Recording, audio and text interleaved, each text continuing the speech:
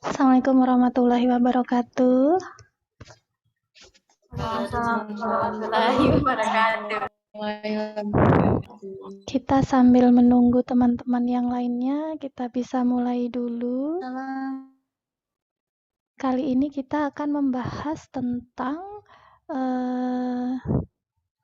fisiologi dari sistem perkemihan. Untuk sistem perkemihan sendiri secara garis besar fungsinya dia untuk ekskresi dari zat-zat metabolik seperti ureum, kreatinin. Juga dia ada fungsi untuk mempertahankan plasma darah, baik itu volume maupun kandungan-kandungan dari plasma darah. Misal dari volume, ketika kita sedang terjadi penurunan tekanan darah, dia akan meretensi cairan sehingga urin yang diproduksi akan menurun. Kemudian dia mempertahankan plasma dengan mengatur keseimbangan elektrolit, ya, hidrogennya, natriumnya, kemudian juga mengatur asam basa, ya. Untuk ginjal secara spesifik, dia bisa berfungsi menghasilkan hormon yang digunakan dalam pembentukan sel darah merah, ya, dan banyak lagi. Dari sistem-sistemnya mungkin kalian sudah pahami, dari organ-organnya bisa kalian pahami, ada ginjal, ada ureter, ada kandung kemih, ada uretra, dan meatusnya. Sedikit berbeda untuk sistem perkemihan pada laki-laki dan perempuan, hanya di meatusnya yang berbeda, yang karena kalau wanita menggunakan orifisium uretranya, kalau laki-laki menggunakan penisnya. Nah, di sini kita akan bahas, sebentar saya akan share screen bahan ajarnya. Bagi teman-teman yang menggunakan HP, HP-nya ditidurkan supaya layarnya lebih besar, nggih.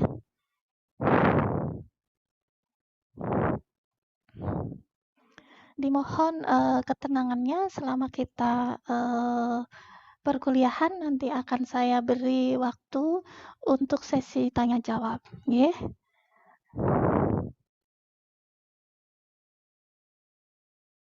Wabarakatuh. Dengan saya Ibu Dwi Novitas tentang sistem perkemihan.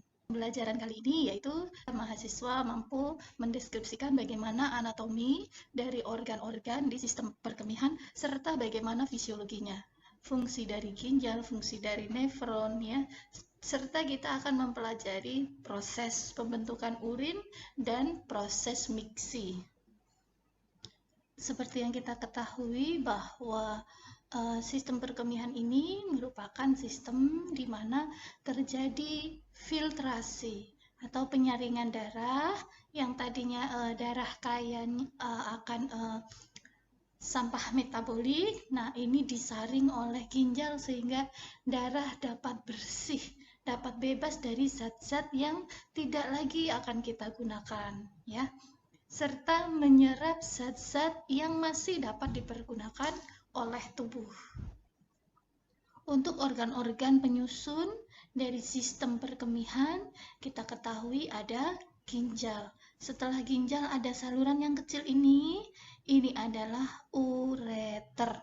Ya, kemudian ini adalah penampung, namanya buli atau kandung kemih atau juga disebut sebagai vesika urinaria. Nah, yang ini adalah uretra, saluran uretra. Oke, jadi ada ginjal ini untuk menghasilkan urin, untuk memproduksi urin. Ureter itu adalah saluran, ya, mengeluarkan dari kaliks mayor di ginjal menuju ke buli, menuju ke vesika urinaria. Vesika urinaria ini sebagai penampung urin. Kemudian ketika miksi akan dikeluarkan melalui namanya uretra, ya. Kalau kita lihat di sini ginjal, kalau kita belah itu ya, potong, ada bagian kortek itu adalah bagian kulit. Nah, ini adalah bagian kortek, bagian kulit. Kemudian yang dalam ini adalah bagian medula, bagian tengah. Di dalam medula, ya, dan kortek ini tersusun dari nefron. Nefron adalah unit fungsional terkecil dari ginjal. Jumlahnya 1 jutaan. Nah, nefron ini yang berfungsi sebagai filtrasi, kemudian reabsorpsi dan sekresi, ya, mempertahankan banyak bisa homeostasis cairan elektrolit, kemudian tekanan darah, asam basa, ya, ada banyak sekali dari fungsi nefron. Ya, tadi utamanya sih untuk produksi urin. Nah, di bagian medula, di ujung di sini ada calyx minor, merupakan perkumpulan dari ductus choleductus, ya. Nanti perkumpulan menjadi calyx minor, nanti calyx mayor, ini adalah renal pelvis. Di sini penampungan air sementara dari ginjal yang akan diturunkan, yang akan keluar melalui saluran uretra menuju ke buli-buli, menuju ke vesika urinaria. Ini anatomi dari sistem perkemihan. Kita lihat bahwa ginjal kanan lebih rendah posisinya dibandingkan ginjal kiri. Kemudian masing-masing ginjal mempunyai kelenjar adrenal. Ya, ini juga berfungsi sebagai sistem endokrin. Kedua ginjal diperdarahi, ada arteri renalis. Arteri renalis kanan dan arteri renalis kiri. Darah yang keluar dari ginjal adalah vena renalis. Ada kanan dan ada kiri. Kemudian arteri renalis itu merupakan percabangan dari aorta abdominalis, ya. Dari ginjal, produksi urin akan terkumpul di area pelvik yang lebih besar. Setelah dari collecting tubulus, ductus collecting akan berkumpul di muara yang namanya bagian pelvis. Nah, di bagian pelvis ini akan terhubung dengan saluran yang keluar dari ginjal menuju ke bladder yang disebut ureter. Ada ureter kanan dan juga ureter kiri. Semuanya akan bermuara ke bladder atau kandung kemih. Kandung kemih ini letaknya kalau pada wanita berada di bawah dari uterus, ya. Kemudian dari kandung kemih akan dikeluarkan urin melalui uretra. Jadi jalur pengeluaran urin ginjal, ureter, kandung kemih, baru uretra. Kita ingat kembali di mana posisi ginjal. Ya, ginjal terletak retroperitoneal, jadi berada di belakang peritoneal dari rongga abdomen. Ada dua, kanan dan kiri, dan ini merupakan organ yang vital bagi manusia, yang fungsinya untuk banyak, ya, ada fungsi endokrin, fungsi menjaga keseimbangan cairan elektrolit, produksi urin, dan sebagainya. Untuk anatomi ginjal, kita ingat ada dua ginjal kita punya, kira-kira masing-masing 150 gram beratnya. Ginjal kanan lebih rendah dari ginjal kiri karena ada hati. Jadi hati kan bentuknya agak segitiga dari kanan, ya. Ada lobus dextra sebelah kanan yang besar sehingga dia mendesak posisi ginjal kanan agak lebih rendah. Ada pembungkusnya yaitu kapsula fibrosa, ini jaringan ikat. Ada bagian kortek, ada bagian medula, ya. Kortek adalah bagian luar yang berwarna coklat gelap, sedangkan bagian medula ini yang berisi banyak nefron berwarna lebih coklat terang, ini bagian dalam. Untuk ginjal sendiri ini terletak di dinding posterior abdomen, berarti berada di bagian belakang abdomen, di belakang peritoneum, lapisan pembungkus peritoneum. pada kedua sisi kanan dan kiri dari vertebra thoracalis. Posisi dari vertebra thoracalis yang ke-12 sampai vertebra bagian lumbal, ya, vertebra lumbalis ke-3. Bentuk anatomi ginjal sendiri seperti biji kacang polong gitu. Ginjal kanan sedikit lebih rendah dibandingkan ginjal kiri posisinya karena ginjal kanan terdesak oleh lobus hepar atau hepatis dextra bagian kanan, ya, sehingga ginjal kanan lebih turun dibandingkan ginjal yang kiri. Bagian medula, nah ini tadi ada bagian korteks, bagian medula, yang terakhir ada bagian pelvis. Bagian medula yang berbentuk kerucut disebut pelvis renalis. Ini yang akan terhubung dengan ureter, sehingga urin yang terbentuk dapat lewat menuju ke vesika urinaria. Di setiap ginjal terdapat kurang lebih ada 1 juta nefron per ginjal. Ini kita pelajari mana korteks, yaitu bagian luarnya. Kemudian ada pembungkusnya, yaitu renal fascia. Ini adalah jaringan ikat. Di bagian dalamnya ada sedikit lapisan tipis, yaitu jaringan adiposa. Kemudian ada renal kapsul, ini adalah pembungkus ginjalnya. Kemudian ada berbagai pembuluh darah, ada arteri dengan percabangannya, kemudian kapiler, ya, ada juga vena dengan berbagai percabangannya. Di bagian medula, kemudian ada kalix minor, ada kalix mayor. Nanti akan bermuaralah masing-masing kalix mayor bertemu di bagian pelvis renalis. Coba dicari di mana pelvis renalis, ya. Kemudian dari pelvis renalis akan keluar menuju ke ureter. Di bagian medula ada disebut istilah renal piramid. Kemudian ini tentang sistem peredaran darahnya nanti kita pelajari di slide berikutnya. Dilihat dulu ada arteri renalis, ya, kemudian akan bercabang menjadi arteri yang lebih kecil. Ada interlobular arteri, arcuta arteri. Nanti masuk ke mana nih? Menjadi arteria afferent, glomerulus, arteria efferent. Ya, nanti jadi tubulus arteria. Sampai nanti kembali menjadi vena. Vena arcuta, vena interlobar dulu, vena arcuta, sehingga nanti menjadi pembuluh darah yang besar, vena renalis. Untuk organ, ya, pasti ada kapsula fibrosa.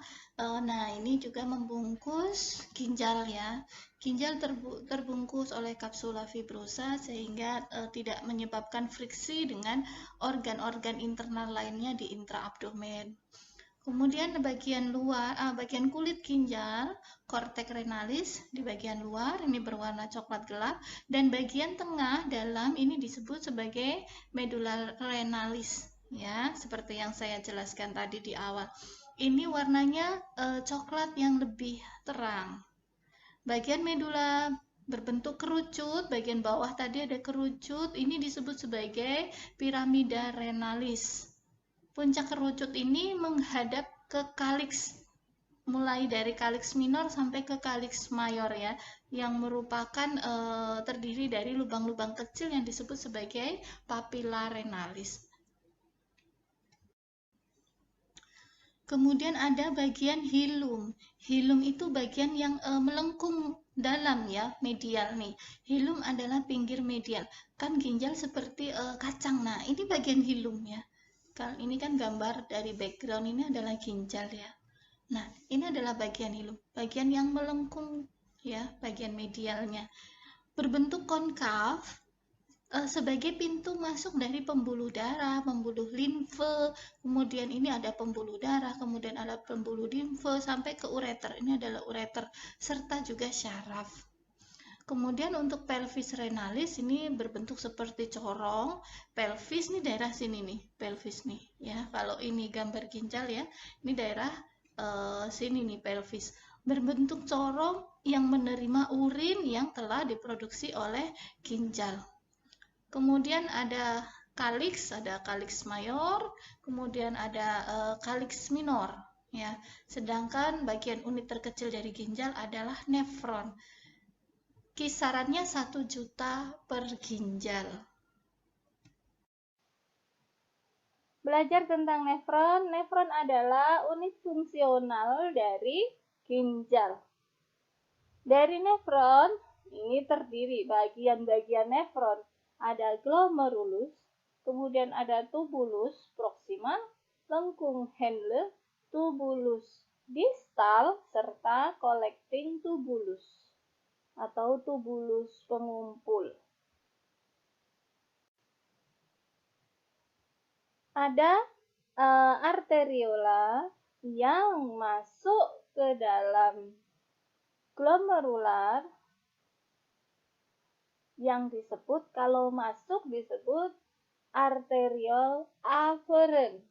Kemudian dia akan membuat lengkungan, membuat anyaman yang disebut sebagai glomerulus. Anyaman ini mempunyai kapsul. Namanya kapsula Bowman atau glomerular kapsul, yaitu kapsul yang membungkus glomerulus.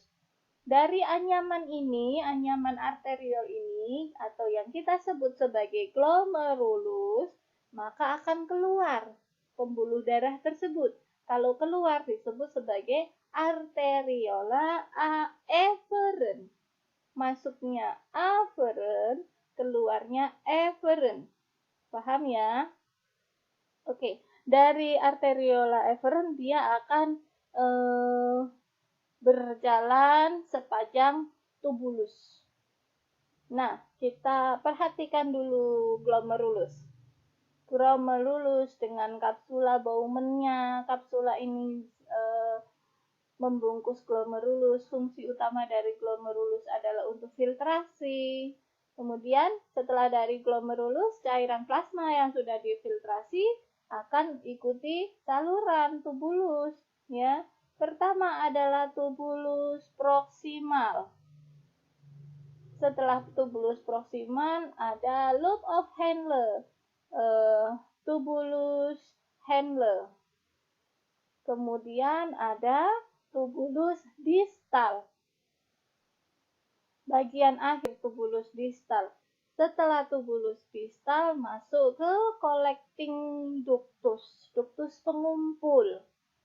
Ya, ini ductus yang lebih besar, rongga yang lebih besar. Pipa bukan rongga, pipa yang lebih besar. Kemudian nanti akan masuk ke papillary ductus.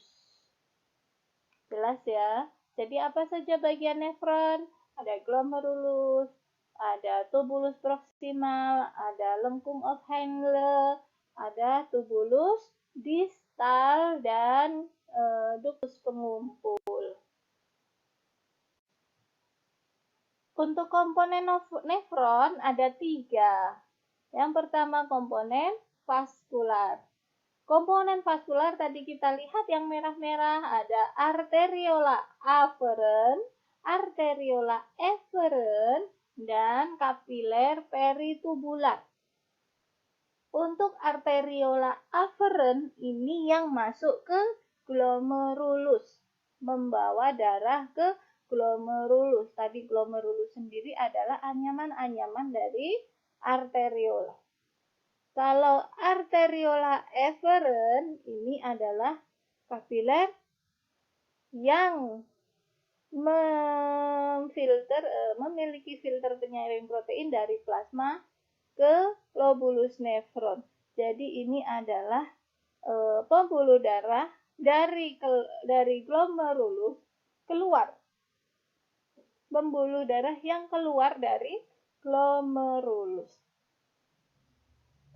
Untuk kapiler peritubular, ini mensuplai jaringan ginjal termasuk pertukaran dengan cairan di lumen tubulus. Jadi setelah dari arteriola efferent, kapiler itu akan mengelilingi berada di sekitar tubular, maka disebut sebagai kapiler peritubular. Komponen yang kedua yaitu komponen tubular. Ada kapsula Bowman, ada tubulus proximal, lengkung of Henle, loop of Henle, kemudian ada tubulus distal dan tubulus atau ductus pengumpul. Kita pelajari. Tubulus Bowman, kapsula Bowman ini mengumpulkan hasil filtrasi dari glomerulus. Hasil filtrasi tersebut akan akan menuju ke tubulus proximal. Fungsinya untuk reabsorpsi sekresi yang akan membentuk urin. Lengkung of Henle ini utamanya mempertahankan gradien osmotik yang penting dalam menjaga konsentrasi urin. Ada reabsorpsi sekresi ion-ion ya banyak terjadi di sini. Kemudian ada tubulus distal dan pengumpul. Ada reabsorpsi natrium. Di sini tubulus distal dipengaruhi oleh hormon. Ada hormon ADH nanti kita pelajari. Ada antidiuretik hormon. Lokasi kerjanya yaitu di tubulus distal. Untuk apa? Nah, tubulus distal fungsinya untuk reabsorpsi natrium, H2O, sekresi kalium, hidrogen. Cairan yang keluar dari ductus pengumpul disebut urin. Ini yang akan masuk ke pelvis renalis. Komponen yang ketiga, yang terakhir, tadi kita sudah belajar komponen nefron apa saja? Ada komponen vaskuler, ada komponen tubular, dan ini adalah kombinasi, yaitu komponen vaskuler atau tubular. Ada yang disebut aparatus juxtaglomerular. Aparatus juxtaglomerular ini berada di area antara kapsula Bowman dan arteriola afferent. Ini memproduksi substansi yang dapat mengontrol fungsi ginjal. Untuk glomerulus nephron ini bentuknya kan seperti bola ya. Kemudian nanti dikelilingi oleh kapsula Bowman. Nah, glomerulus ini merupakan bola seperti gulungan benang. Nah, benang itu adalah kapiler. Bola kapiler dari arteriol afferent ini yang bersatu, kemudian nanti akan keluar menjadi arteriola efferent. Ini ya. Jadi dari arteriola afferent kemudian akan membulat.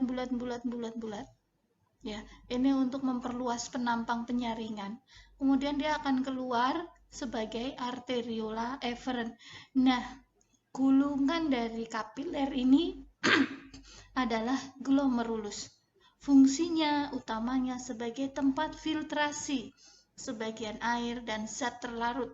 Ya, bisa hormon, bisa protein, albumin, bisa glukosa, elektrolit ya, seluruh zat yang terlarut di dalam darah. ini adalah penampang dari kapsula Bowman, sedangkan ini adalah kapilernya. Ini sedikit diambil dari, ya, sedikit diambil dari gulungan bola kapiler ini. Kalau kita lihat begini, ini adalah gulungannya, ya, kita ambil satu lapis dari kapiler.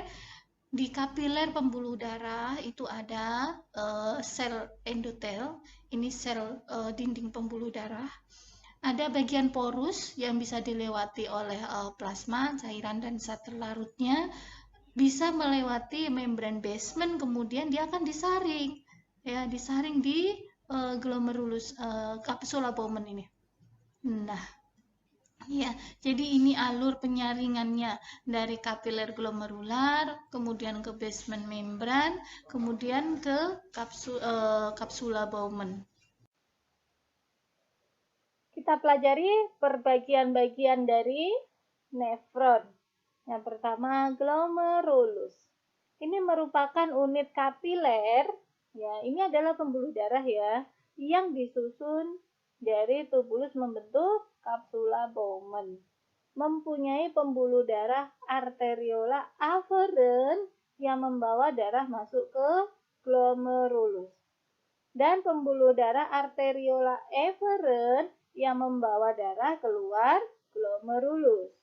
Pembuluh darah arteriola efferent bercabang menjadi kapiler peritubulus yang memperdarahi tubulus. Nah, ini tadi ya, sudah kita singgung di awal bahwa arteriola efferent akan menjadi kapiler peritubulus.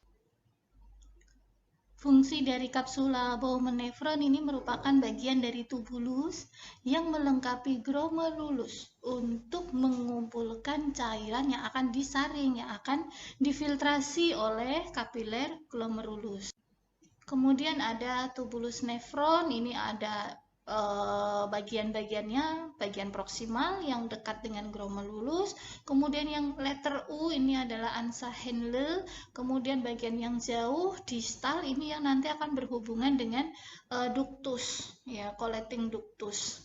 Nah, di bagian proksimal ini fungsinya untuk mereabsorpsi cairan dari tubuli dan mensekresi ke dalam cairan tubuh. Sedangkan ansa Henle-nya ini adalah lengkung yang berfungsi mereabsorpsi bahan-bahan dari tubulus dan bisa mensekresikan bahan-bahan ke dalam tubulus. Ya, jadi ada aliran dua arah gitu. Kalau dia menuju ke pembuluh darah kembali, dia akan reabsorpsi. Dari pembuluh darah menuju ke tubulus, dia akan sekresi. Selain itu, berperan penting dalam mekanisme konsentrasi dan dilusi dari urin. Sedangkan untuk tubulus distal ini fungsinya reabsorpsi dan sekresi zat-zat tertentu.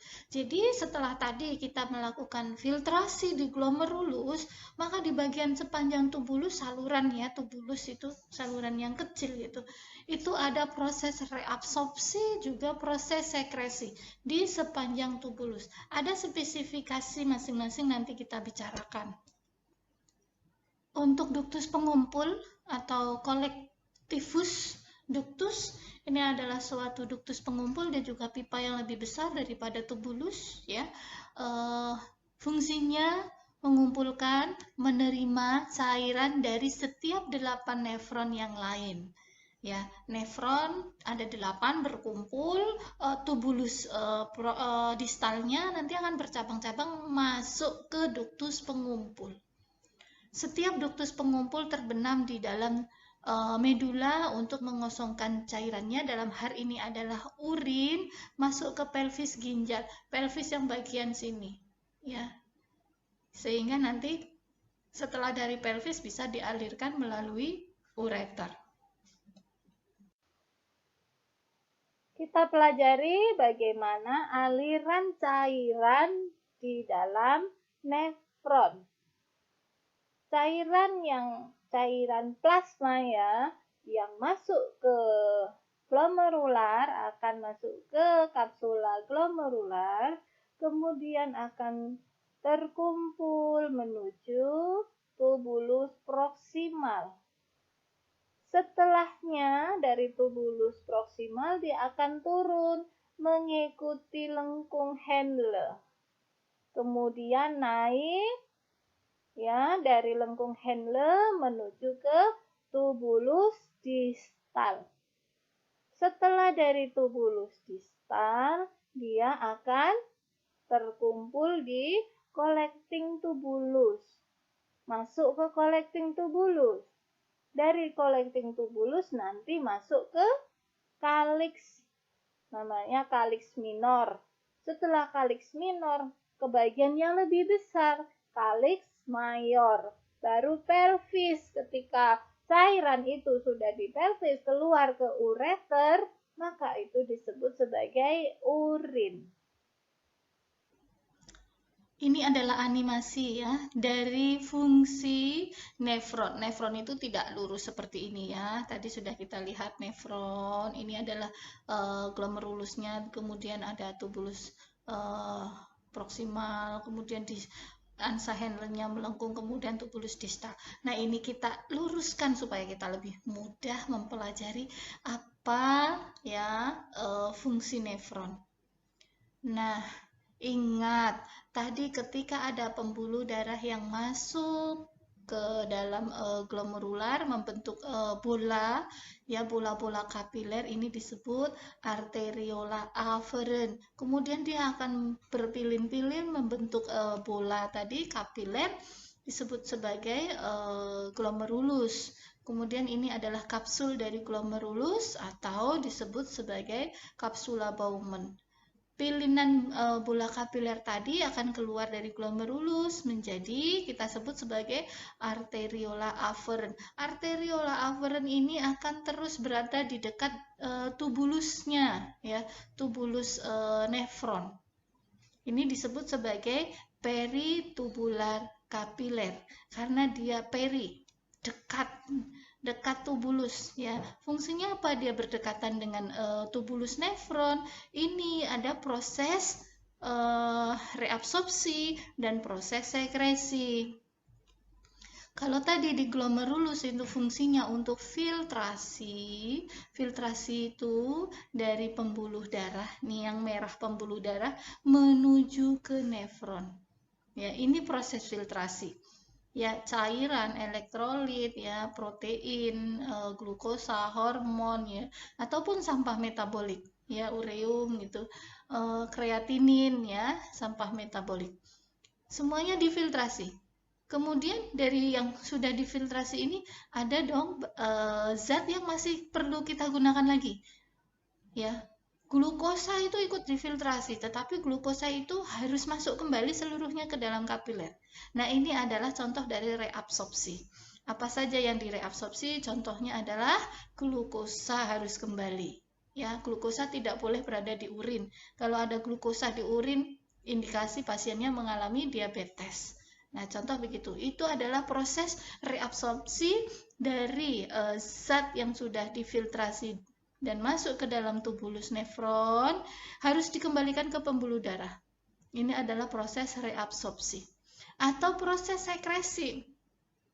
Ya, kita kelebihan ion H+ itu ya. Kita kelebihan ion hidrogen, kita buang lewat urin. Nih, kita buang lewat urin. Nah, itu adalah disebut sebagai sekresi. Paham nggih? Reabsorpsi adalah dari nefron ke kapiler, sekresi dari kapiler menuju ke tubulus nefron. Nah, kalau sudah seperti ini adalah disebut urin kalau sudah melalui 3 tahapan ini. Filtrasi, kemudian ada tahapan reabsorpsi dan tahapan sekresi. Maka cairan ini disebut sebagai cairan urin. Ya, ini adalah pembuluh darah yang mengalirkan darah belum kita saring. Nah, yang ini yang dari peritubular kapiler ini adalah darah yang sudah oke, sudah tidak ada sampah metabolik. Kita pelajari fungsi dari glomerulus yaitu filtrasi. Ini fungsi secara garis besar fungsi dari nefron ya. Ada filtrasi. Di bagian atas itu adalah kapiler. lumen kapiler, glomerulus. Sedangkan di bagian bawah adalah kapsulanya. Jadi menempelnya yang tadi dari anyaman kapiler. Nah, ini anyaman inilah yang bagian atas. Yang bagian bawahnya adalah kapsula Bowman-nya. Paham ya?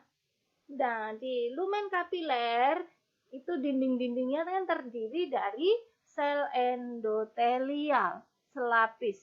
Di antara sel endotelial ini ada porus, ada por, ada pori-pori. Namanya disebut pori-pori kapiler. Inilah tempat untuk melakukan filtrasi ya dari porus ini.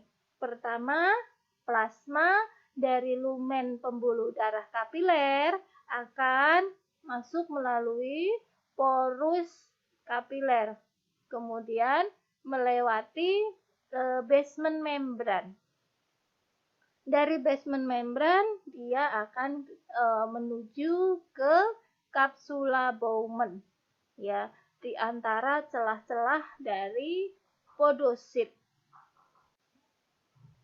Filtrasi glomerulus ya dipengaruhi kontraksi ataupun dilatasi dari pembuluh darah.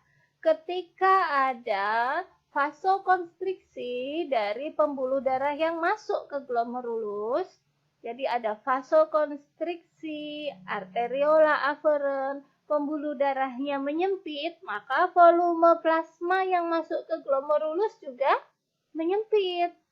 Ya, net filtrasinya akan juga menurun. Jadi glomerulus filtrasi rate-nya akan menurun. Karena apa? Suplai pembuluh darah, suplai cairan darah dari arteriola afferent sedikit. Nah, ketika terjadi vasodilatasi, jadi arteriola afferentnya melakukan vasodilatasi, bisa dibayangkan volume plasma yang masuk ke glomerulus juga akan banyak. Ya, jadi tekanan darah di kapiler glomerulus akan meningkat, maka net filtrasi juga akan meningkat. Filtrasi glomerulus akan meningkat. Berikutnya fungsi nefron yang kedua yaitu reabsorpsi. Reabsorpsi terjadi di tubular, ya. Ada lumen tubular, kemudian ada yang sebelah tengah ini adalah lumen tubularnya. Bagian yang biru itu adalah cairan intersisial, ya. Nah, yang kanan ini adalah kapiler peritubular. Dari mana kapiler peritubular? Ini tadi yang percabangan setelah arteriola efferent, ya. Dia akan bercabang-cabang menjadi kapiler peritubular, kapiler yang berada di dekat tubular, maka disebut peritubular kapilleri. Bagaimana proses reabsorpsinya? Tadi ada cairan yang sudah difiltrasi di glomerulus. Selanjutnya akan ditransfer turun ke tubular. Ya, ada cairan yang terfiltrasi disebut filtrate di lumen tubular. Tubular sendiri mempunyai sel epitel tubular. Ya, sel epitel 1, 2, 3 dan seterusnya. Mereka adalah sel epitel selapis. Di antara sel epitel ada tight junction. Tight junction ini tidak bisa dilewati. Jadi itu adalah taut erat sehingga tidak bisa dilewati. Tidak bisa digunakan sebagai komunikasi antar sel satu dengan sel tetangganya. Jadi dari mana reabsorpsinya? Melewati kapiler, melewati sel epitelialnya. Ya. Jadi cairan yang sudah terfiltrasi, substansi yang sudah terfiltrasi dari glomerulus akan melewati membran sel dari sel epitelial, menuju ke sitoplasmanya, kemudian menuju ke membran basolateralnya. Membran basolateral ini yang berhubungan dengan cairan intersisial. Setelah lolos dari membran basolateralnya, dia berada di cairan interstisial, kemudian masuk melewati sel epitelial dari peritubular kapiler. Akhirnya dia berada di plasma. Akhirnya dia berada di dalam pembuluh darah. Ada fase 1, 2, 3, 4, 5. 1, dia melewati sel membran bagian luminal. Yang kedua, dia berada di sitoplasma sel. Ketiga, dia melewati membran sel basolateral. Setelahnya dia berada di cairan interstisial dan akhirnya masuk melalui dinding membran sel epitelial dari kapiler. Paham ya? Contoh dari fungsi itu ada absorpsi, reabsorpsi natrium.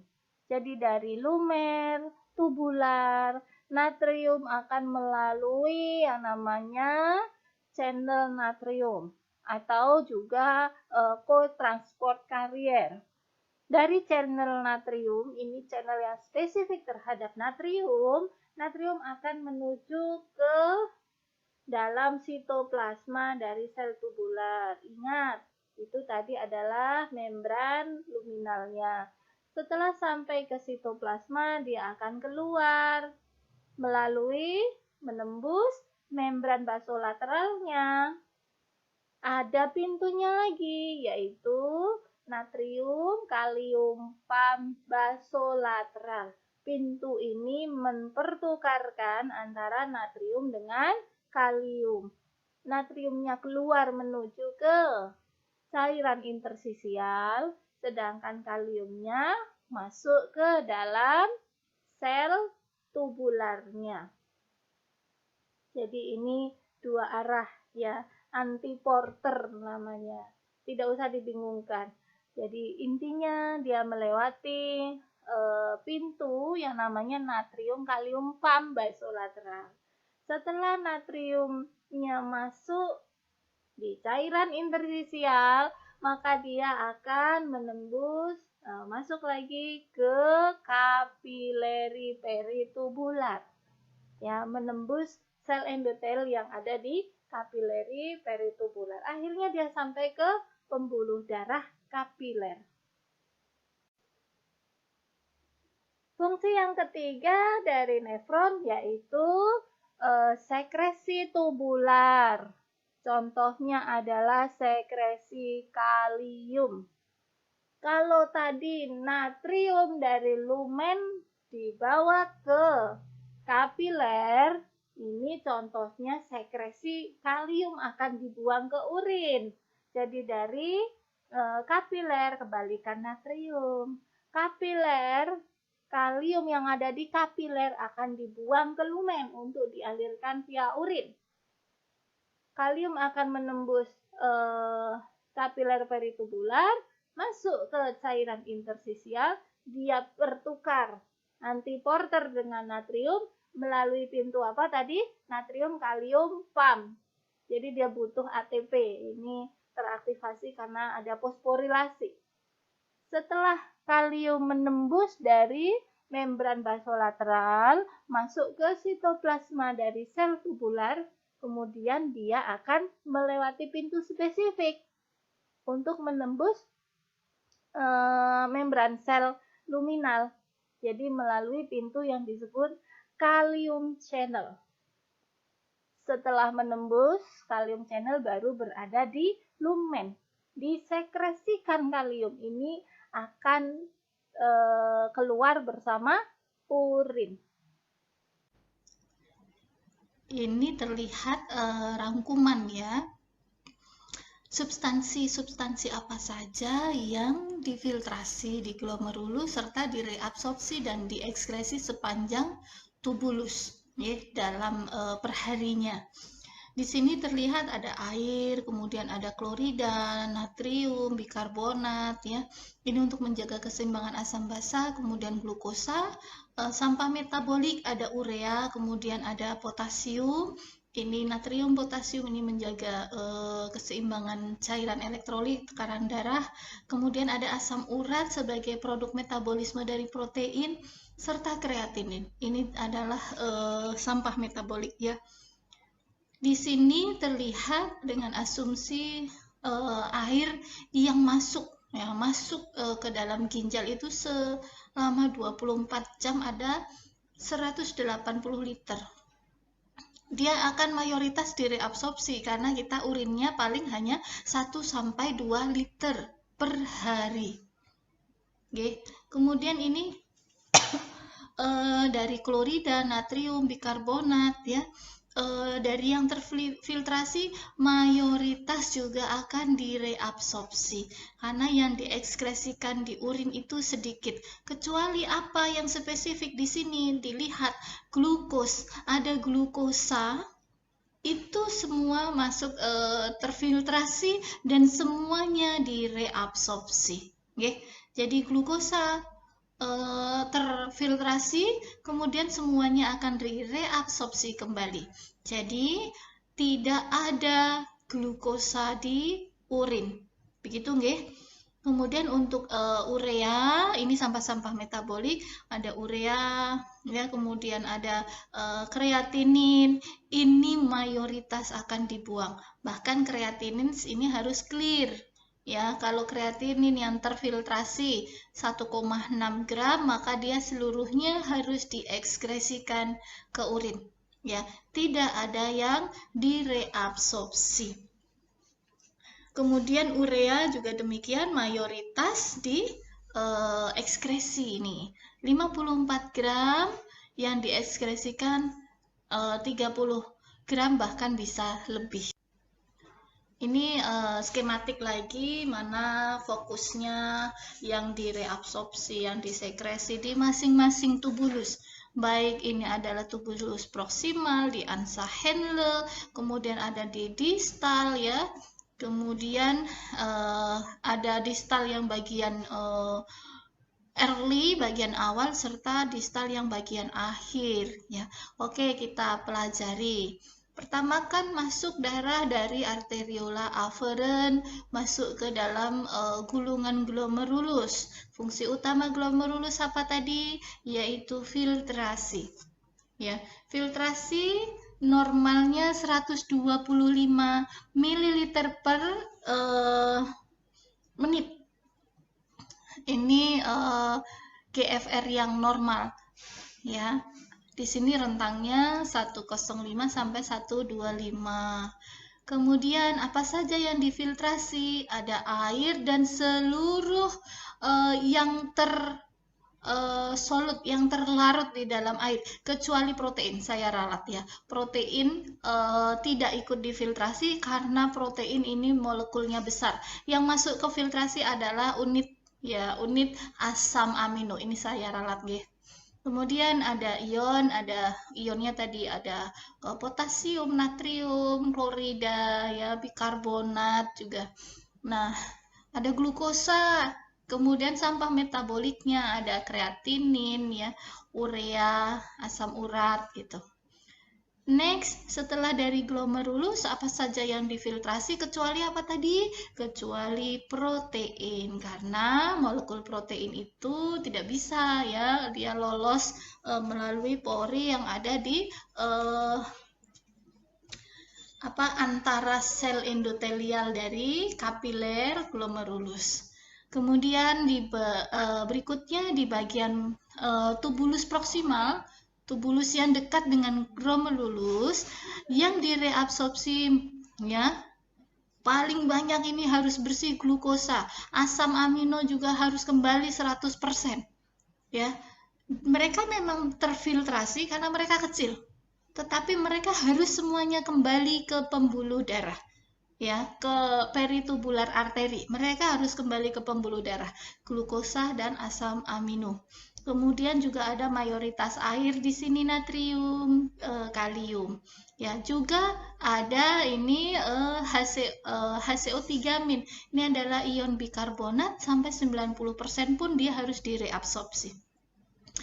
Apa yang disekresi di tubulus proksimal? Ada hidrogen, amonia, urea, dan kreatinin. Ya, ini variasi sekresinya. Next berikutnya, jadi ingat ya, yang utama di reabsorpsi di tubulus proksimal adalah glukos, ya ada glukosa dan asam amino, serta dalam jumlah yang besar adalah air, natrium, dan kalium, serta ion bikarbonat, HCO3-. Next, lanjut. Di loop Ansa-Henle, ya. Di sini karena sudah banyak yang direabsorpsi, maka di sini meneruskan.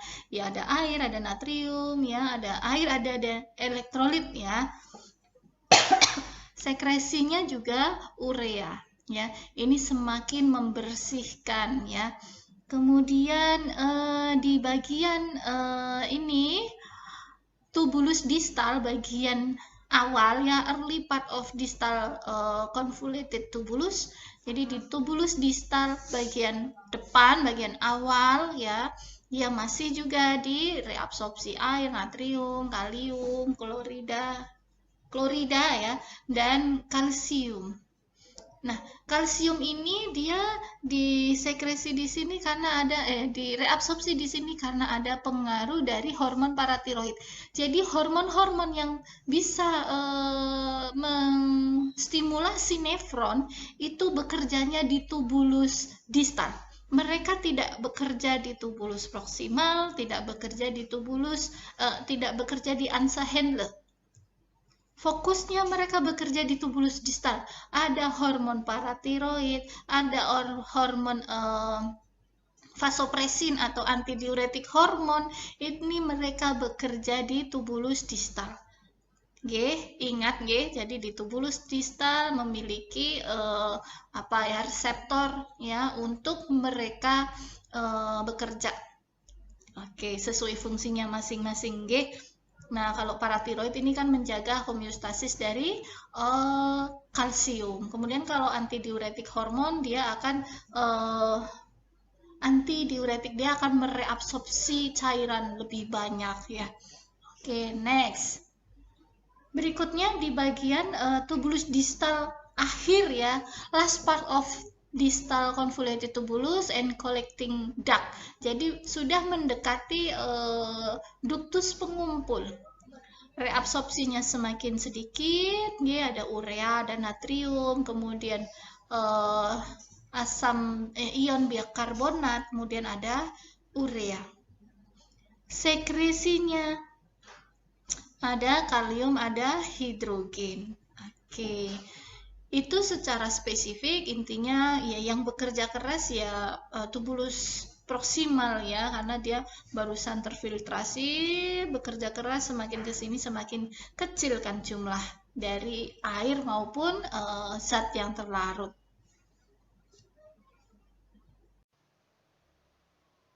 Ini merupakan aliran darah di ginjal. Kita mulai dari arteri renalis hingga sampai keluar menjadi vena renalis.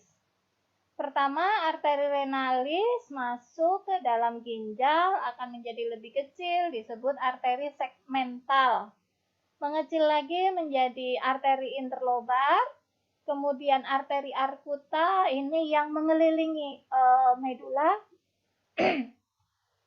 Dari arteri arcuta akan masuk ke glomerulus melalui arteriola afferent. Dari arteriola afferent akan membentuk jaringan, membentuk simpul-simpul sehingga menjadi kapiler glomerulus. Disinilah lokasi terjadinya pertukaran antara kapiler dengan kapsula Bowman. Jadi nanti akan ada proses filtrasi. Darah yang sudah terfiltrasi akan keluar dari glomerulus menjadi arteriola efferent. Setelahnya arteriola efferent akan mengikuti tubular menjadi kapiler peritubular. Di sini bisa terjadi reabsorpsi, ya, sekresi. Nah, dari kapiler peritubular dengan tubularnya, mulai dari tubulus distal, proksimal, lengkung of Henle, kemudian sampai ke tubulus distal. Setelah menjadi kapiler peritubular, terjadi sekresi dan reabsorpsi, akan kembali ke jantung. Ya, pertama menjadi vena interlobular, setelahnya vena arcuta, membesar lagi menjadi vena interlobar, dan keluar dari ginjal membentuk vena renalis. Untuk jalur pembuangan urin, ya bagaimana urin terbentuk? Tadi di awal sudah kita pelajari proses pembentukan urin dari filtrasi, kemudian ada reabsorpsi dan sekresi. Nah, bagaimana jalur pembuangan urinnya? Pertama, setelah urin terproduksi dari nefron, masuknya ke collecting ductus, jadi di ductus pengumpul. Kemudian masuk ke kalix minor. Ya, dari banyak collecting ductus masuk ke kalix minor. Membesar lagi menjadi kalix mayor. Kemudian pelvis renalis. Setelah pelvis renalis keluar melalui ureter, bladder, dan terakhir uretra. Itu jalur pembuangan urin. Berikutnya kita bahas tentang fungsi ginjal. Apa saja fungsinya? Ada pembuangan non-protein nitrogen kompon atau pembuangan NPN. Kemudian ada pengaturan keseimbangan cairan dan elektrolit serta asam basa. Ingat kembali bahwa fungsi ginjal mengatur kalau ada kelebihan plasma, volume plasma, maka air akan dibuang melalui urin. Kalau kita dehidrasi, maka urin akan menjadi sedikit. Juga mengikuti keseimbangan elektrolit ya. Untuk pengaturan keseimbangan asam basa, ingat kembali ginjal mengatur ion bikarbonat ya. Serta fungsi endokrin, ginjal mengeluarkan hormon, salah satunya ada hormon yang mengatur hematopoiesis, yaitu proses pembentukan sel darah, terutama eritropoiesis, yaitu proses pembentukan sel darah merah. Karena ginjal bisa memproduksi hormon namanya eritropoietin. Ya, kita bisa bahas lebih lanjut. Pertama, fungsi pembuangan non-protein nitrogen compound atau NPN, yaitu NPM adalah sisa hasil metabolisme tubuh dari asam nukleat, asam amino, dan protein. 3 zat hasil ekskresinya yaitu urea, kreatinin, dan asam urat. Ini saya jelaskan bahwa asam nukleat itu ketika degradasi, hasilnya adalah basenya, yaitu base purin dan pirimidin. Untuk base pirimidin, kalau didegradasi lebih kecil lagi, hasilnya adalah asam amino, kemudian H2O dan CO2. Dia sifatnya lebih mudah larut. Ada perombakan asam amino, perombakan protein, ya. Nah, kalau yang base purin, kalau didegradasi lebih lanjut, hasilnya adalah urea. Hasilnya adalah asam urat. Ya, ini yang tidak mudah larut. Urea adalah hasil katabolisme dari protein, ya. Kreatinin adalah hasil katabolisme dari kreatin. Kemudian bisa berfungsi sebagai pengatur keseimbangan air. Fungsi ini diregulasi oleh hormon ADH, yaitu hormon antidiuretik hormon. Di mana disekresinya? Disekresi di hipotalamus posterior, tetapi targetnya di tubulus distal. Fungsi dari hormon ini kita lihat pada slide berikutnya ya. Untuk fungsi pengatur keseimbangan air, ya, jadi ketika terjadi peningkatan osmolalitas plasma, berarti ada penurunan volume cairan intravaskuler. Maka ini akan menstimulasi sekresi ADH. Selanjutnya, ADH akan meningkatkan permeabilitas dari tubulus distal dan ductus collectivus, sehingga terjadi reabsorpsi. Urinnya akan menjadi lebih pekat, lebih sedikit. Jadi intinya, ketika ada peningkatan osmolalitas atau ini sama dengan penurunan volume plasma, maka kita mensekresi hormon antidiuretik hormon. Jelas dari namanya, antidiuretik berarti menghambat diuresis, menghambat pengeluaran urin. Kenapa? Karena volume plasma sudah turun. Kalau kita tidak hambat, ini volume plasma kita semakin turun.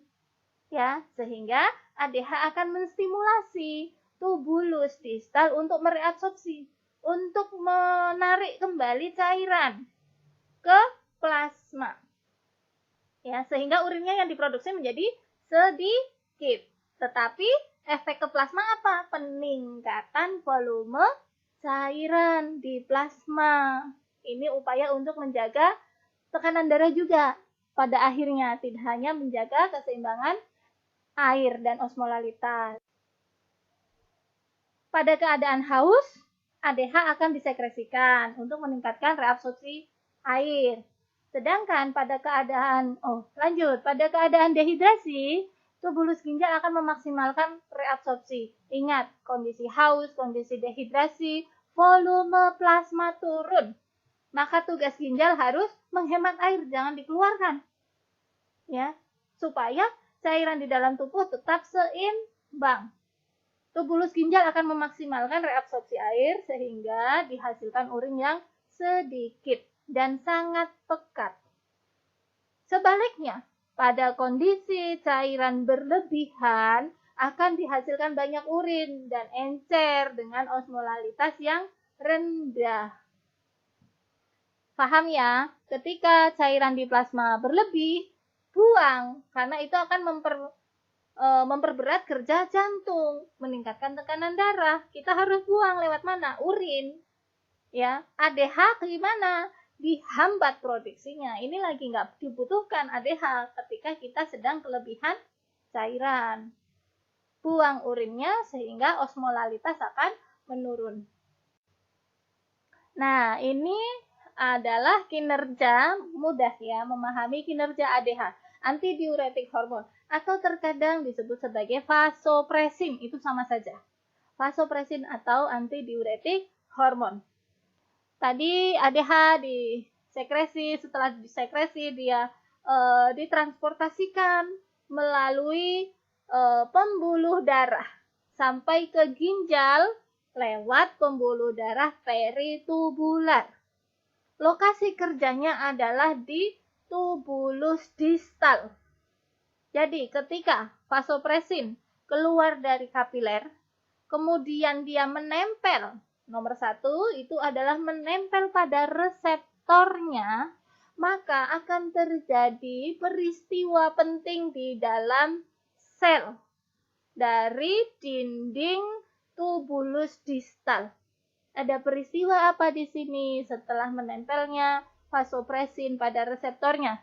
Yaitu ada aktivasi ATP, adenosin trifosfat, AMP menjadi CAMP, menjadi siklik adenosin monoposfat. Itu adalah second messenger supaya pintu-pintu H2O yang ada di membran luminal itu terbuka agar cairan yang ada di tubulus itu masuk ke dalam sel, kemudian nanti masuk ke dalam kapiler melalui pintu yang lainnya di basolateral membran.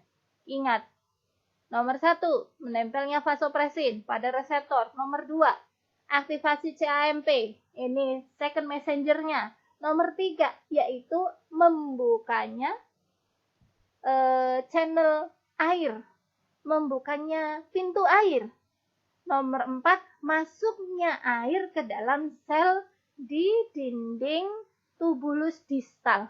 Setelah masuk ngapain? Dikembalikan ke kapiler. Nomor 5, yang tadinya air dari tubulus masuk ke sel kita bawa ke dalam kapiler melalui channel yang ada di membran basolateral. Difahami lagi ya. Untuk pengaturan keseimbangan elektrolit, ada beberapa elektrolit yang diatur, yaitu natrium, kalium, klorida, fosfat, kalsium, dan magnesium. Untuk pengaturan keseimbangan asam basa, sisa metabolisme tubuh bersifat asam. Ya, seperti asam karbonat, asam laktat, keton, dan lainnya itu harus diekspresikan. Ginjal mengatur keseimbangan asam basa melalui pengaturan ion bikarbonat dan pembuangan sisa metabolisme yang bersifat asam. Ion bikarbonat ini pembawa basa. Jadi, ginjal akan menahan atau mengeluarkan ion bikarbonat yang membawa sifat basa. Kemudian untuk fungsi endokrin, ginjal juga mempunyai fungsi karena dia mampu mensekresi renin. Renin untuk apa? Aktivasi angiotensinogen menjadi angiotensin. Jadi renin akan diproduksi ketika terjadi penurunan tekanan darah. Paham ya? Ingat lagi sistem RAA, renin, angiotensin, aldosteron. Kemudian, tadi di awal sudah saya singgung, eritropoetin. Ini adalah hormon pertumbuhan untuk proses pembentukan eritrosit atau eritropoesis. Ya, hormonnya nggak jauh namanya. Dari proses eritropoesis, hormonnya adalah eritropoetin. Ini diproduksi oleh ginjal. Kemudian ada produksi, ini derivat kolesterol yaitu 1,25 dihidroksivitamin atau 1,25 dihidroksikolesterol. Ini adalah vitamin D3 yang akan disimpan di bawah kulit. Teraktivasi menjadi vitamin D yang potensial ketika ada peristiwa bantuan dari ultraviolet ketika kita berjemur. Ginjal juga memproduksi prostaglandin. Prostaglandin ini sensitif terhadap ketika ada nyeri ya. Prostaglandin akan diproduksi. Dari fungsi endokrin yang bisa dilakukan oleh ginjal yaitu tadi memproduksi renin. Ya. Ginjal memproduksi renin di mana ini gambarnya dari sini saja. Ginjal memproduksi renin ini adalah enzim yang bisa merubah angiotensinogen, yaitu bakal angiotensin. Angiotensin sendiri ini diproduksi oleh liver, oleh hepar. Pengubahan angiotensinogen ini akan dirubah oleh renin menjadi angiotensin 1. Angiotensin 1 dia belum bekerja dengan baik, belum aktif ya. Dia perlu dirubah menjadi angiotensin 2. Hormon yang membantu konversi ya angiotensin 1 menjadi angiotensin 2 adalah ACE, angiotensin converting enzyme. ACE ini diproduksi oleh paru-paru. Nah, kemudian setelah menjadi angiotensin 2, maka ini menjadi hormon yang potensial. Fungsi utamanya ya, dia sebagai vasokonstriktor. Jadi sistem renin angiotensin aldosteron sistem ini RAAS ini akan bekerja ketika kita mengalami penurunan volume plasma atau penurunan tekanan darah. Sebab apa? Bisa karena diuresis, bisa karena perdarahan atau dehidrasi berat ya. Hal-hal yang menurunkan tekanan darah dan volume plasma. Nah, angiotensin 2 dia tadi fungsi utamanya adalah untuk vasokonstriksi pembuluh darah. Dengan vasokonstriksi nanti akan meningkatkan tekanan darah. Fungsi lainnya bisa kita lihat, dia akan men-trigger korteks adrenal. Ini korteks adrenal, jadi ada kelenjar adrenal yang menempel di ginjal ya. Di sini akan memproduksi bagian korteks adrenal ini, bagian kulit gitu ya. Ada juga medula adrenal. Itu hormon yang disekresikan akan berbeda. Nah, di bagian korteks adrenal akan mensekresikan hormon, yaitu namanya hormon aldosteron. Fungsi dari hormon aldosteron ini adalah retensi natrium. Kemudian dengan adanya retensi natrium, maka angiotensin juga berpotensi untuk mereabsorpsi natrium dan klorida dari di sepanjang tubular, serta mengupayakan ekskresi kalium.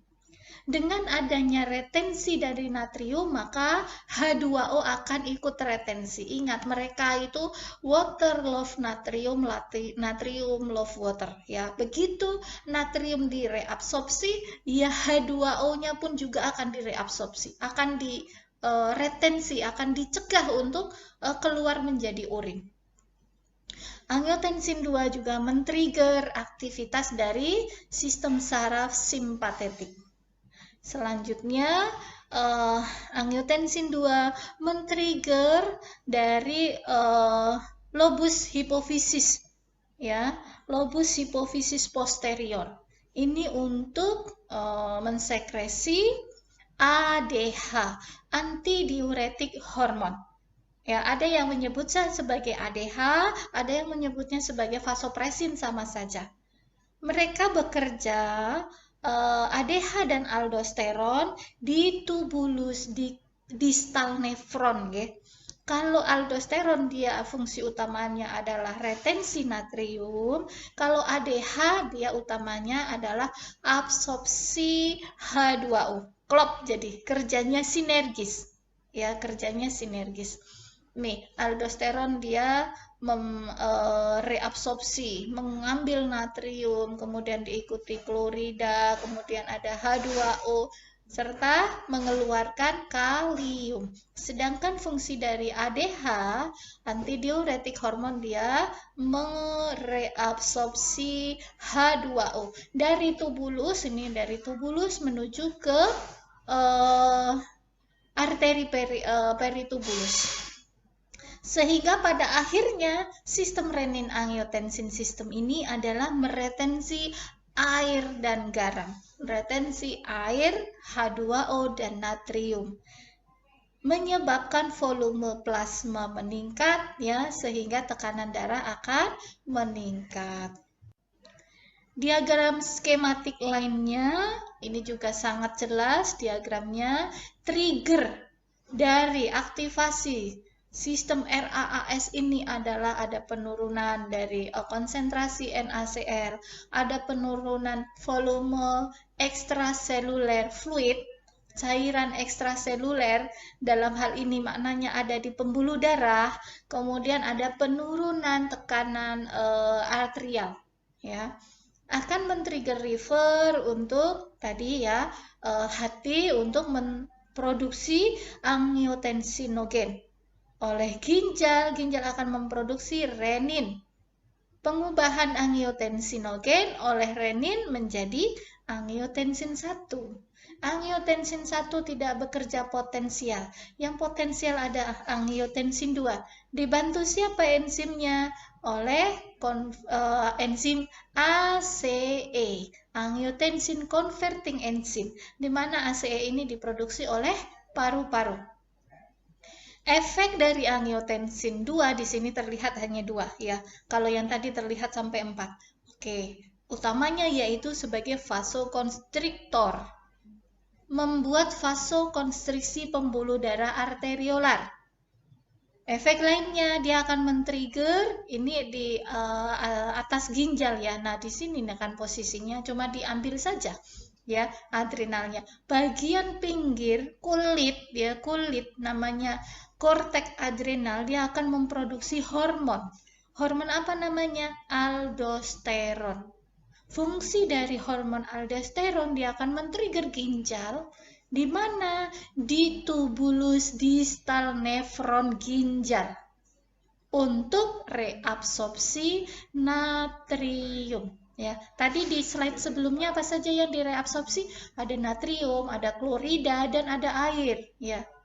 Nah, ini sehingga terjadi konservasi, terjadi penghematan, ya, konservasi. Penghematan natrium dan klorida, sehingga terjadi peningkatan osmolaritas, H2O akan mengikuti natrium. Terjadi penghematan air akhirnya, ya, natrium love water, water love natrium. Ya, di situ ada natrium, air akan mengikuti.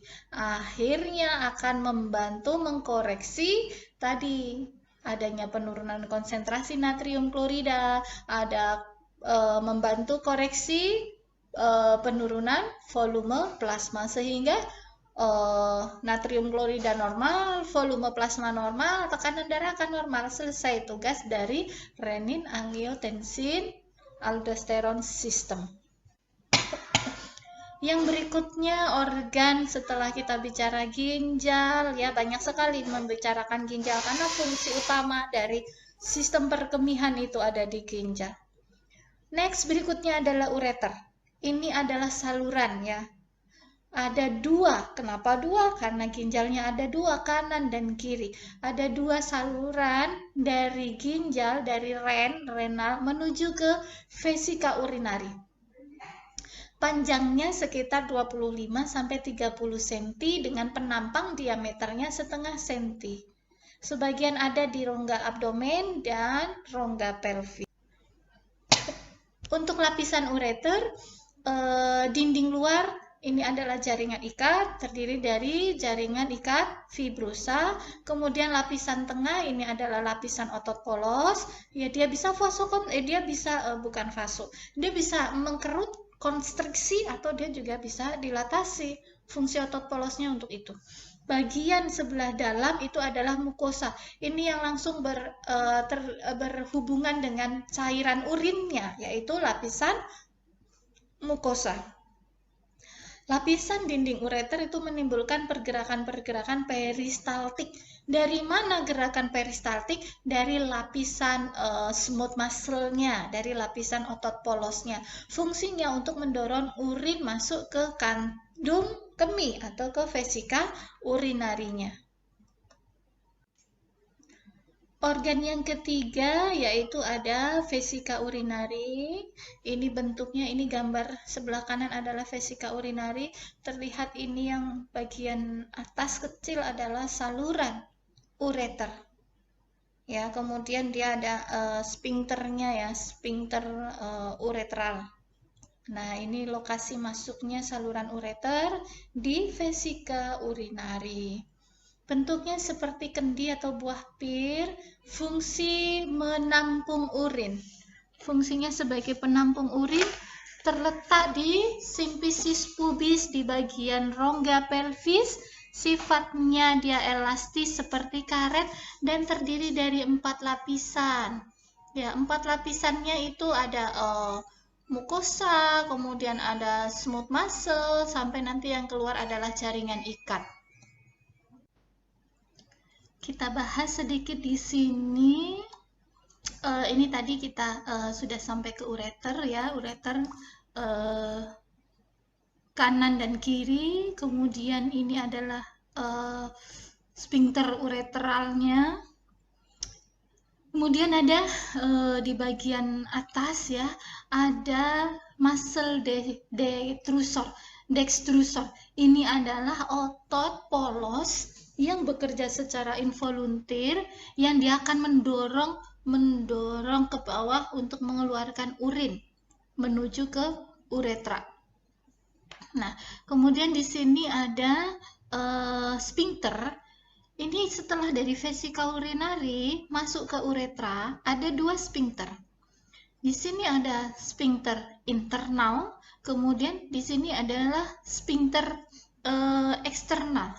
Sphincter internal ini sifatnya involuntary, tidak bisa kita kendalikan bawah sadar, ya. Dan di sini adalah sphincter uretra eksternal, ya. Di sini sifatnya voluntary, bisa kita kencangkan, bisa kita longgarkan, apakah kita tepat waktunya untuk mixi atau tidak. Oh, masih ikut kuliah walaupun di sini udah penuh ya, udah 1 liter gitu. Ketika masih kuliah sebentar saya tahan ya, dikencangkan gitu. Sehingga kita tidak mixi. Gitu, paham ya? Jadi yang sphincter internal itu involuntary, yang sphincter eksternal itu adalah sphincter eksternal ini adalah voluntary, bawah sadar. Kemudian ini adalah orifice. Ini ujung dari uretra. Sedikit berbeda saja untuk uretra laki-laki dan perempuan. Lebih panjang uretra laki-laki, okay? Nah, next ini uretra, ya, saluran sempit yang merupakan bermuara dari vesika urinari. Perbandingan laki-laki dan perempuan. Panjangnya 13,7 sampai 16,2. Kalau perempuan lebih pendek. 3,6 sampai 6,2. Ini menjadi risiko wanita mengalami ISK. Infeksi saluran kencing, saluran kemih, karena uretranya pendek, ya. Kemudian karena uretra laki-laki itu panjang, dia ada 3 bagian. Ada uretra pars, pars itu bagian uretra pars prostatica karena dia berada di prostat, ya, masuk di prostat. Kemudian ada uretra pars membranosa. Di sini terdapat sphincter uretra eksternal serta uretra pars spongiosa. Sedangkan wanita, ya, sphincter uretra ini terletak di bagian atas vagina. Jadi kalau wanita punya 3 muara, ya, yang atas sendiri adalah uretra, yang tengah adalah vagina, yang belakang adalah anal. Oke, kalau laki-laki kan muaranya 2, uretra dan anal. Dah begitu, oke. Uretra wanita hanya berfungsi sebagai saluran ekskresi urin saja. Nah, untuk lapisan uretra ada lapisan otot, ya, kemudian lapisan submukosa dan mukosa. Ini yang nanti berhubungan dengan cairan urin. Lapisan otot polos ini kelanjutan dari lapisan otot polos di vesika urinari, sifatnya dia elastis. Dan ada sphincter yang menjaga selalu tertutup. Untuk submukosa ini lapisan yang longgar mengandung banyak pembuluh darah dan saraf. Ini sedikit perbedaan uretra pada laki-laki, di mana yang mau saya contohkan, mau saya jelaskan adalah bagian, ya, 3 bagian dari uretra laki-laki. Ini adalah uretra pars prostatica, ya, ini bulat, ya, ini adalah kelenjar prostat. Sehingga uretra yang dia berada di dalam prostat ini disebut uretra pars prostatica, ya, atau prostatic uretra. Ini akan bermasalah ketika sudah lansia, kemudian ada BPH. BPH adalah benigna prostatic hyperplasia, ya, pembesaran prostat. Pembesarannya bisa keluar dan ke dalam, sehingga saluran uretranya ini sempit, bahkan oklusi, bahkan tidak bisa kencing, ya, menjadi berbahaya. Kemudian setelahnya ada uretra membranosa. Ada membranous uretra, ya, mulai dari pangkal, ya. Kemudian ada spongi uretra, ya, ini di bagian batangnya. Paham ya? Nah, untuk wanita uretra, ya, berada lokasinya tadi dijelaskan di depan vagina. Jadi ada 3 muara kalau wanita. Ada uretra bagian depan sendiri, kemudian vagina dan anal. Next, terakhir kita membahas tentang urin. ya. Jumlah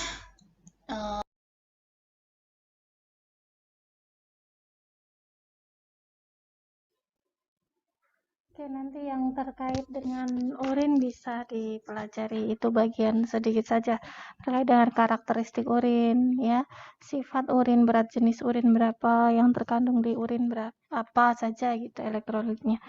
Oke, sampai sini ada pertanyaan? Sambil bertanya silahkan melakukan presensi. Presensinya seperti biasa. Oke. Kelas ditulis 2A, 2B, 2C, dan nama lengkap, silahkan. Oke, silahkan saya buka pertanyaan. Saya izin bertanya, Bu. Baik, Mas Dwi Wahyu Dwi.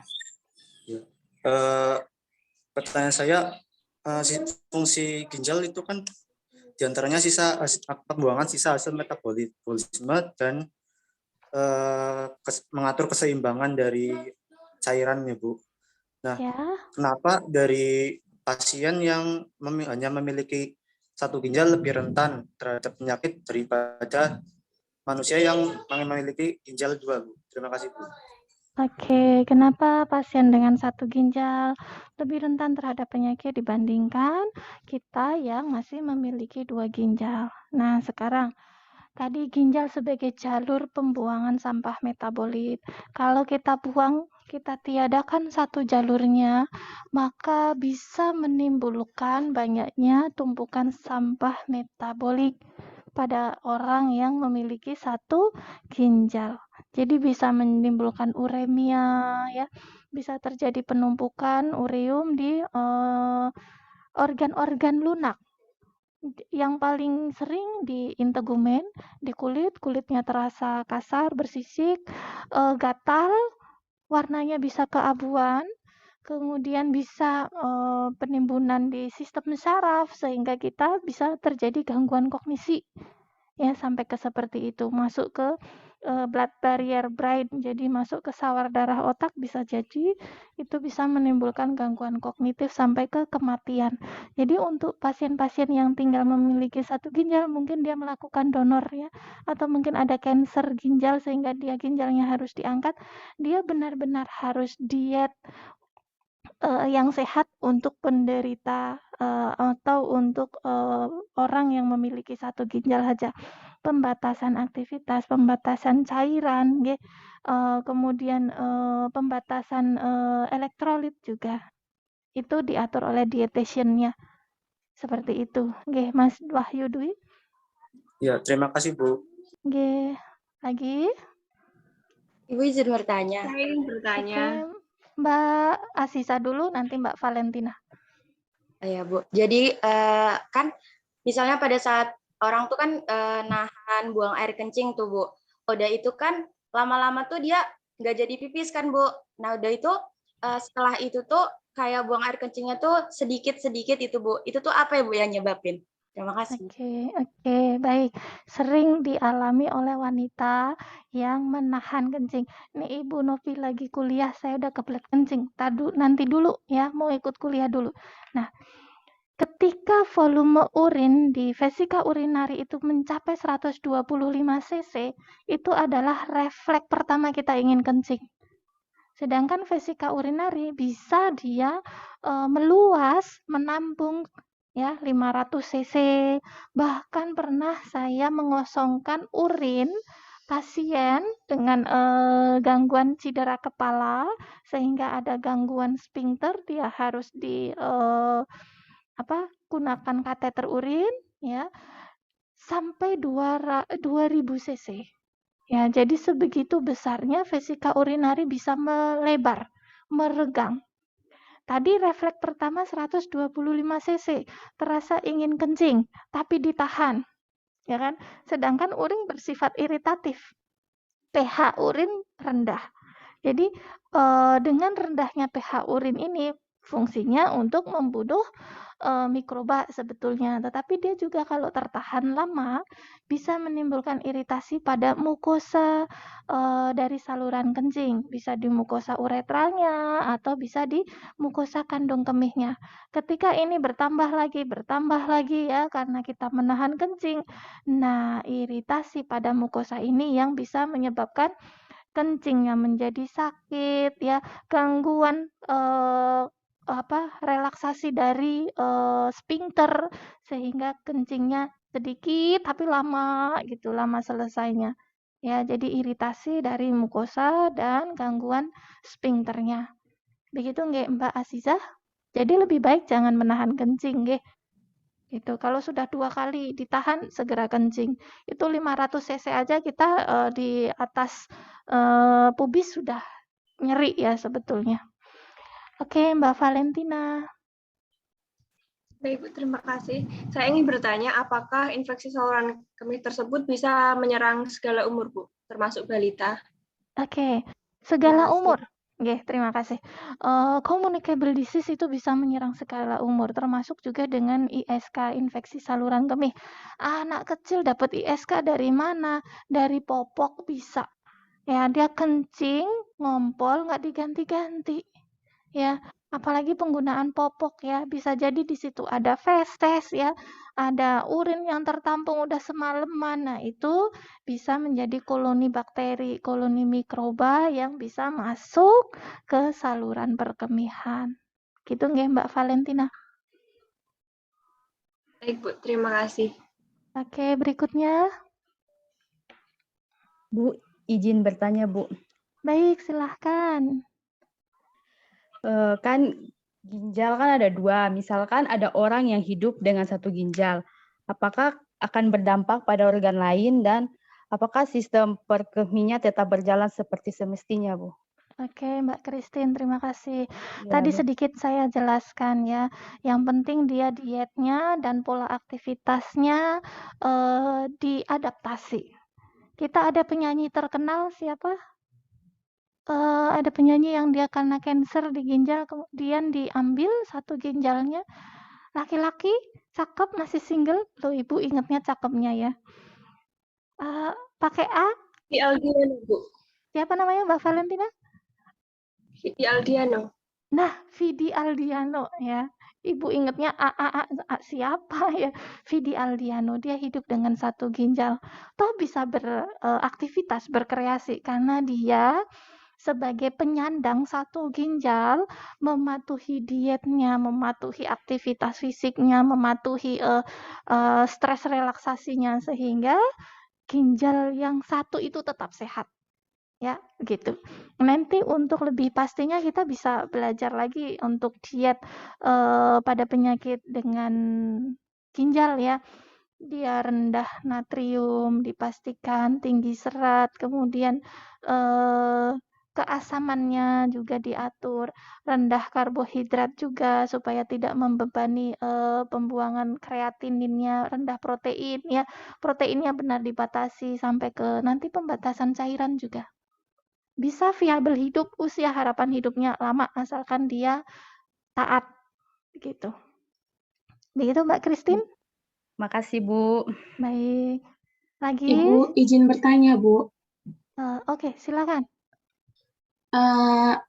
Tentang infeksi saluran kemih, bagaimana cara kita untuk mengetahui infeksi saluran kemih, Bu? Dan apa pantangan ketika kita terkena infeksi saluran kencing? Kencing. Oke, Terima kasih. Terima kasih pertanyaan yang bagus dari Mbak Emilia. Wanita berisiko sekali terjadi ISK. Tadi sudah disampaikan bahwa ukuran uretra kita lebih pendek daripada ukuran uretra laki-laki. Cirinya kita kalau kalau kencing nyeri. Ya, kencingnya sedikit-sedikit tapi rasanya tidak plong, tidak lampias.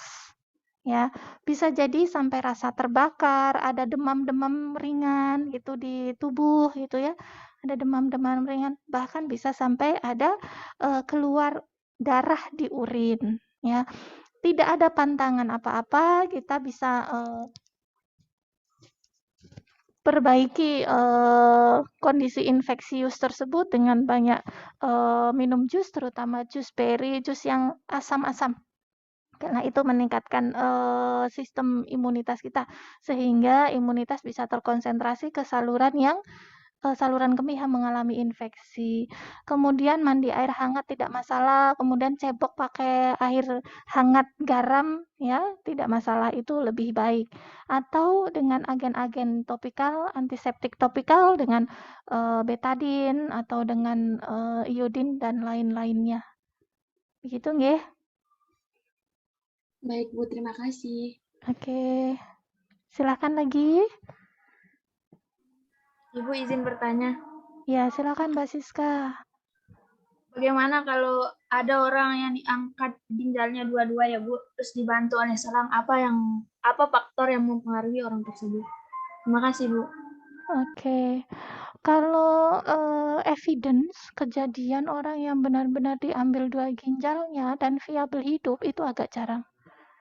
Karena mesin hemodialisis benar-benar harus menggantikan seluruh ginjalnya. Ini yang tidak viabel, tidak tersedia ya. Pasien dengan cuci darah itu begitu banyaknya. Biasanya pasien dengan kerusakan kedua ginjal itu kondisinya sudah terminal. Kondisinya sudah terminal, sudah harapan hidupnya tipis. Nggih. Sampah metabolik begitu banyak, mesin dialisanya terbatas bekerja, ya dia tidak mungkin digantikan mesin dialisa sepanjang hari, sepanjang hidupnya. Jadi evidence di sini untuk keberhasilan pasien hidup dari pasien tanpa ginjal sedikit sekali, Mbak. Gitu nggih. Nanti kalian akan belajar penyakit ginjal kronik. Di situ ada tahapan dari penyakit ginjal kronik. Ada stage 1, stage 2, stage 3, sampai stage 4. Orang dengan stage 3 dan 4 itu sudah membutuhkan hemodialisa HD.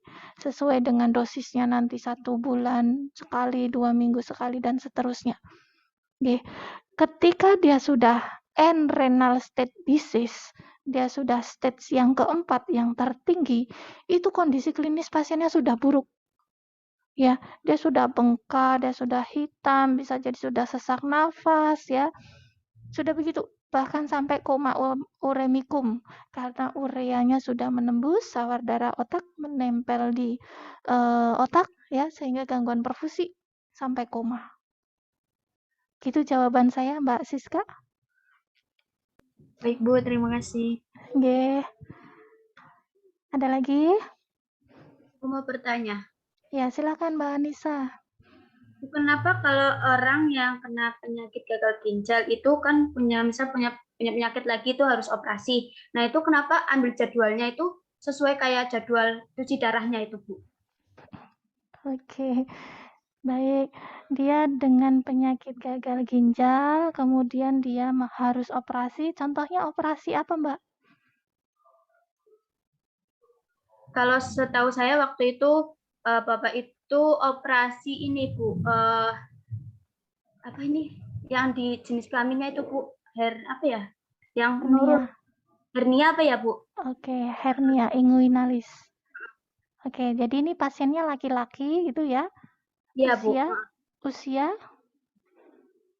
Kalau nggak salah usia udah 56 gitu Bu. 56, dia dengan penyakit gagal ginjal dan dia sudah HD, direncanakan operasi untuk pengangkatan hernia inguinalis. Oke, ini kemungkinan terkait sekalian saja mondok di rumah sakitnya gitu. Sebetulnya dua hal ini tidak ada kaitannya. Orang penilaian dia layak operasi itu dari ASA. Assessment status anestesiologinya, nanti kalian akan belajar. Dari status ASA-nya, dia ASA 1, ASA 2, ASA 3, ASA 4. Ya, semakin kecil statusnya semakin baik. Nah, mungkin ini pertimbangannya daripada repot bolak-balik. Sekarang operasi, pulang 1 hari, kok besok jadwal HD. Ya, dengan kondisi tekanan darah terkontrol, tidak ada masalah. Dia tidak harus mendekati dengan jadwal HD-nya. Gitu nggak, Mbak? Dua hal ini tidak ada kaitannya. Oh gitu. Oke. Kalau semisal infeksi saluran kemih itu dapat mengganggu kehamilan atau tidak, Bu? Kalau ISK tidak ada kaitannya, itu berbeda saluran. Cuma hati-hati saja kalau ISK-nya ini ternyata mikrobanya adalah fungi, jamur. Karena jamur bisa menginfeksi saluran vagina ke atas ya, bisa menyebabkan kandidiasis. Ya, kalau ISK-nya bakteri cenderung jarang sampai ke sistem reproduksi. Gitu nggih. Kasih. Silakan lagi.